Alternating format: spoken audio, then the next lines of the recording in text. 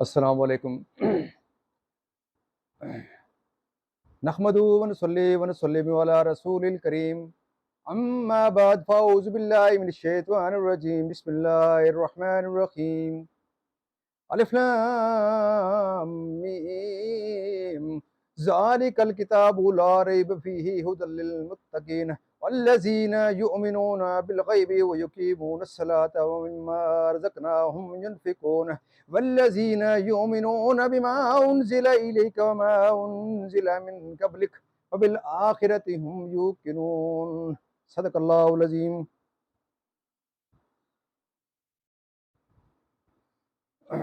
معزز ناظرین، جیسے کہ آپ کو پتہ ہے کہ ہم نے قرآن پاک کے پہلے پارے الف لام میم کی ترجمہ اور تفسیر کا سلسلہ شروع کر رکھا ہے، جس کے لیے آج ہم نے سورہ البقرہ کی پہلی 4 آیات کا ترجمہ اور تفسیر انشاءاللہ پڑھیں گے۔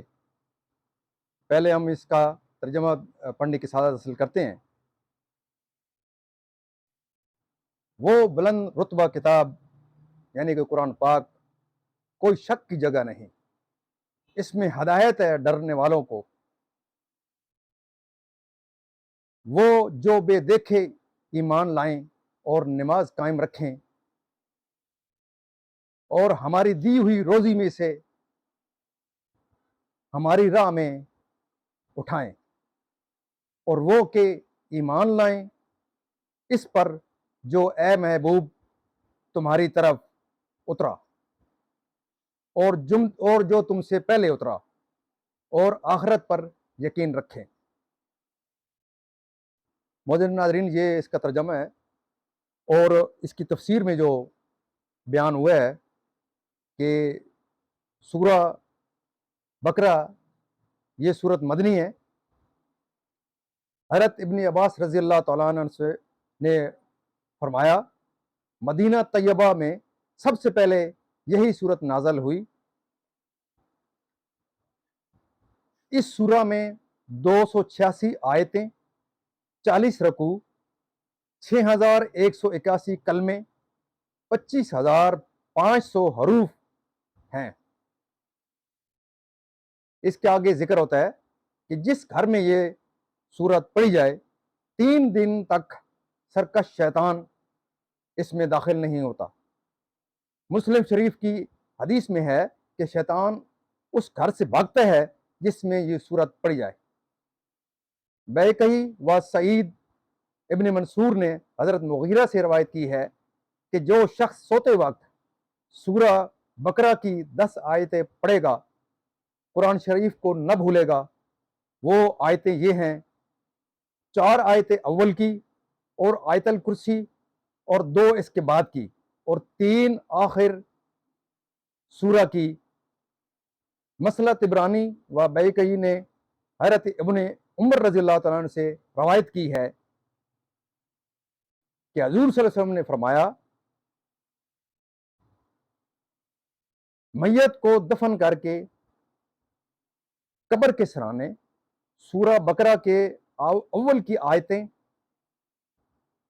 اور پاؤں کی طرف آخر کی آیتیں پڑھو۔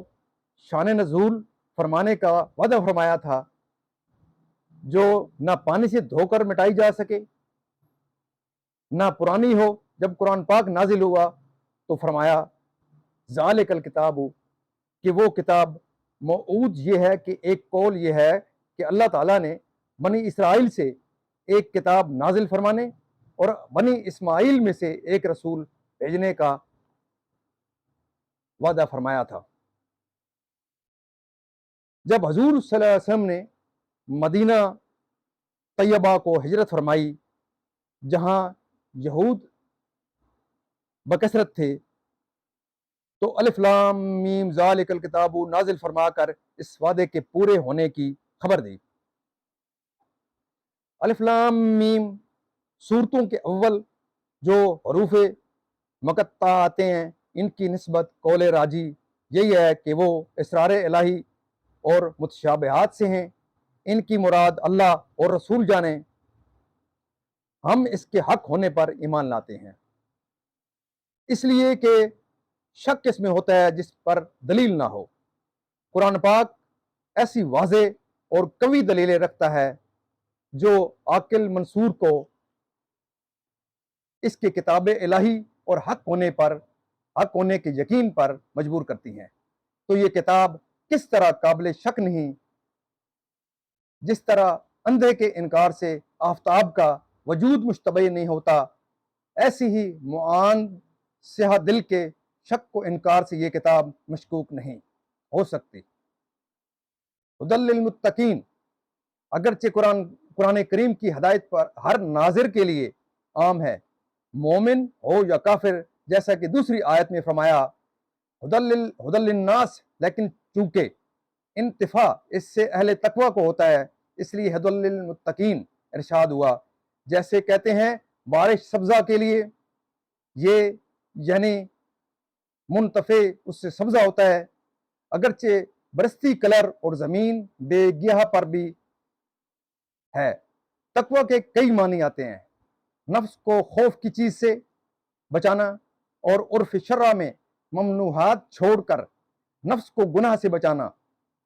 حضرت ابن عباس رضی اللہ تعالیٰ عنہ نے فرمایا، متقی وہ ہے جو شرک و کبائر و فواحش سے بچے۔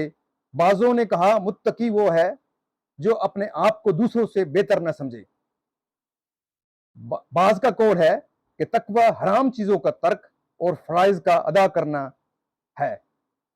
اس سے آگے تھوڑا سا چل کر پھر الذین یؤمنون بالغیب، یہاں سے مفلحون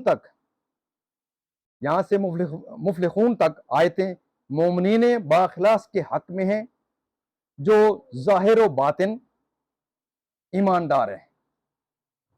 اس کے بعد دو آیتیں کھلے کافروں کے حق میں ہیں جو ظاہراً و باطناً کافر ہیں۔ اس کے بعد ومن الناس سے 13 آیتیں منافقین کے حق میں ہیں جو باطن میں کافر ہیں اور اپنے آپ کو مسلمان ظاہر کرتے ہیں۔ اس کا بقیہ حصہ انشاءاللہ کل تھوڑا سا دوسری ویڈیو میں انشاءاللہ ہم پڑھیں گے، کیونکہ ناظرین جو ہے وہ تھک جاتے ہیں۔ 4-5 منٹ کی ویڈیو میں شروع میں اپلوڈ کر رہا ہوں۔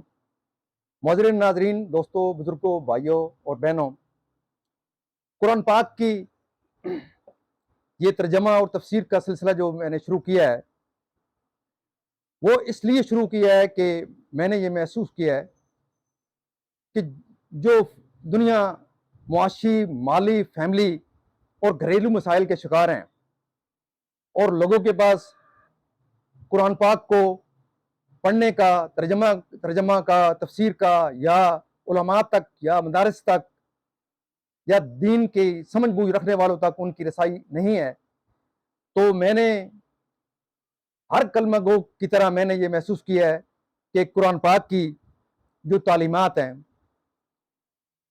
وہ جس طرح خرافات کا یہ سلسلہ چل رہا ہے،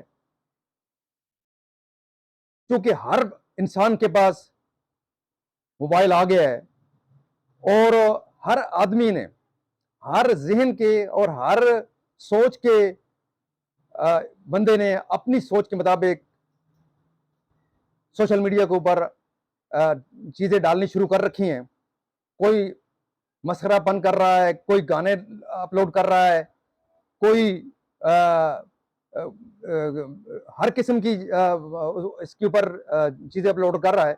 تو میں نے یہ محسوس کیا ہے کہ قرآن پاک کی تعلیمات کو اس فورم سے لوگوں تک پہنچایا جائے تاکہ لوگوں تک قرآن پاک کا اور دین کا اور دینی معلومات کا سلسلہ جو ہے وہ لوگ آگاہی ہو سکے، اور تاکہ لوگ زیادہ سے زیادہ لوگ جو جن کے پاس ٹائم نہیں ہوتا قرآن پاک پڑھنے کا یا اس تک رسائی حاصل کرنے کا، وہ اس فورم کے ذریعے لوگوں تک قرآن پاک کی تعلیمات کو پہنچایا جا سکے۔ اس کے لیے یہ میں نے یہ سلسلہ شروع کیا ہے۔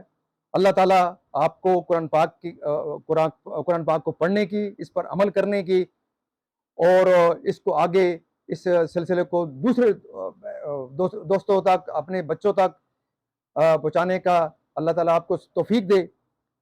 اور میرے لیے آپ یہ دعا فرمائیں کہ اللہ تعالیٰ مجھے استقامت بخشے کہ میں اس سلسلے کو جاری رکھ سکوں، تاکہ زیادہ سے زیادہ لوگوں تک اس مقدس کلام کا یہ جو پیغام ہے اللہ تعالیٰ کا، اس کو پہنچایا جا سکے۔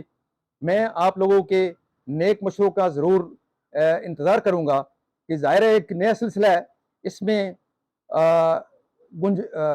بہتری کی گنجائش ضرور ہوتی ہے، لہذا آپ میرے اس چینل کو ضرور لائک اور شیئر کریں، تاکہ اور بیل والے اس آئیکن کو ضرور اس کو پریس کریں تاکہ میری ہر آنے والی ویڈیو آپ تک پہنچتی رہے۔ آخر میں آپ تمام ناظرین کے لیے دعا گو ہوں کہ اللہ تعالیٰ آپ تمام کو اپنی حفظ و امان میں رکھے، تمام بیماروں کو شفائے کاملہ عاجلہ عطا فرمائے، اور تمام مرحومین کو جنت الفردوس میں جگہ عطا فرمائے، آمین ثم آمین۔